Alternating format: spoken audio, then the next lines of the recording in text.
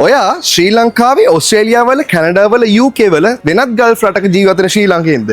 මේ ප්‍රශ්නේ ඔයාගෙන්ම අහලා බලන්න. Is your investment helping you building wealth or is it being reduced by the tax?